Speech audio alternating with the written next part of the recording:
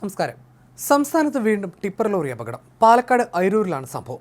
ഉറങ്ങിക്കിടന്നയാളിന്റെ ശരീരത്തിലൂടെ tipper lorry കയറി ഇറങ്ങിയായിരുന്നു. അയിലൂർ പുതുശ്ശി കുന്നക്കാട് വീട്ടിൽ രമേശാണ് മരിച്ചത്. ഇന്ന് പുലർച്ചെ 4 മണിയോടെയാണ് അപകടമുണ്ടായത്. വീട് നിർമ്മാണത്തിന്റെ ഭാഗമായി മണ്ണ് തട്ടുന്നതിനായി ലോറി പുറകോട്ടെടുക്കുമ്പോഴാണ് തറയുടെ ഭാഗത്ത് കിടന്നുറങ്ങിയായിരുന്ന രമേശിന്റെ ശരീരത്തിലൂടെ ടിപ്പർ ലോറി കയറി ഇറങ്ങിയത്. മൃതദേഹം ജില്ലാ ആശുപത്രി മോർച്ചറിയിലേക്ക് മാറ്റിയിട്ടുണ്ട്. മണ്ണ് കൊണ്ടുവരുന്നതിനെതിരെ കഴിഞ്ഞ ദിവസം പരാതി ഉയർന്നതിനെ തുടർന്നാണ് രാത്രിയിൽ ടിപ്പറിൽ മണ്ണ് കൊണ്ടുവന്ന് തള്ളിയത്. പുലർച്ചെ ഇരുട്ടായിരുന്നതിനാൽ ഇതും അപകടത്തിന് കാരണമായി. ഇന്നലെ കോഴിക്കോടും സമാനമായ രീതിയിൽ അപകടമുണ്ടായിരുന്നു. ഉറങ്ങിക്കിടന്ന ഇതര സംസ്ഥാന തൊഴിലാളിയുടെ ശരീരത്തിലൂടെ ടിപ്പർ കയറി ഇറങ്ങിയായിരുന്നു ഈ അപകടം.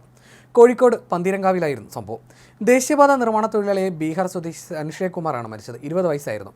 മേൽപ്പാലത്തിന്റെ നിർമ്മാണത്തിനായി മണ്ണിറക്കാൻ വന്ന ലോറിയായിരുന്നു അപകടമുണ്ടാക്കിയത്. രാവിലെ 6:30 സംഭവം. ഈ സമയത്ത് സനിഷയ് കുമാർ ഉറങ്ങിയായിരുന്നു. ഇത് ഡ്രൈവറുടെ ശ്രദ്ധയിൽപ്പെട്ടില്ല. തലയിലൂടെ ലോറി കയറി ഇറങ്ങിയതിനെ തുടർന്ന് യുവാവ് അപകട സ്ഥലത്ത് വെച്ച് തന്നെ മരിക്കായിരുന്നു. അതേപോലെ കായംകുളം പുനലൂർ റോഡിൽ ടിപ്പർ ലോറി സ്കൂട്ടർ യാത്രക്കാരന്റെ ജീവനെടുത്ത വാർത്തയും പുറത്തു വന്നിരുന്നു. ആലപ്പുഴ താമരക്കുളം കണ്ണനാക്കുഴി കണമ്പള്ളിൽ വർഗീസ് ഡാനിയലായിരുന്നു മരിച്ചത്.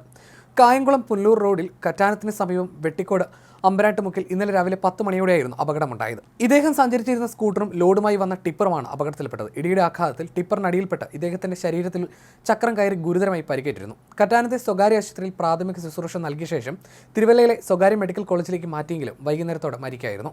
കറ്റാനത്തുള്ള ബാങ്കിൽ നിന്ന് പണമെടുക്കാനായി എത്തിയതായിരുന്നു വർഗീസ്. ദുബായിലായിരുന്ന ഇദ്ദേഹം മകന്റെ വിവാഹത്തിനായി 2 മാസം മുമ്പാണ് നാട്ടിൽ വന്നത്.